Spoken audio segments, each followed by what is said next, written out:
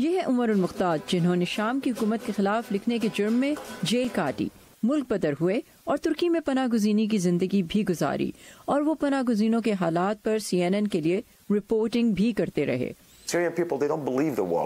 شام کے لوگوں کا اعتبار الفاظ پر سے اٹھ چکا ہے۔ میڈیا میں استعمال ہونے والے مذمت کے الفاظ، محض مذمت کر کے آپ لوگوں کی جانیں نہیں بچا سکتے۔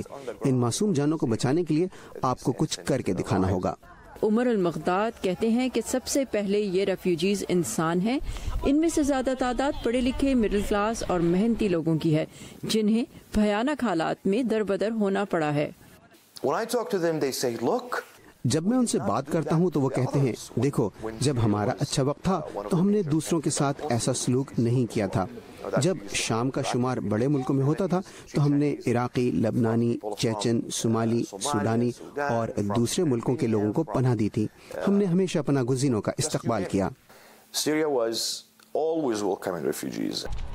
وہ کہتے ہیں کہ پناہ گزین ہونے کا مطلب ہے کہ آپ کی زندگی ساکت ہو گئی ہے، صرف 3 وقت کی روٹی اور ایک خیمہ آپ کا حال اور مستقبل بن جاتا ہے۔ ایک شخص کے 3 بچے تھے۔ اس سے مجھ سے کہا، میں کچھ اور نہیں چاہتا، صرف اپنے بچوں کو اسکول بھیجنا چاہتا ہوں۔ میں امریکہ یا یورپ میں کسی کو نقصان نہیں پہنچانا چاہتا۔ شام ان 6 مسلم ممالک میں شامل ہے جن کے شہریوں پر صدر ٹرمپ کے ایگزیکٹو آرڈر کے ذریعے امریکہ سفر پر پابندی لگائی گئی ہے۔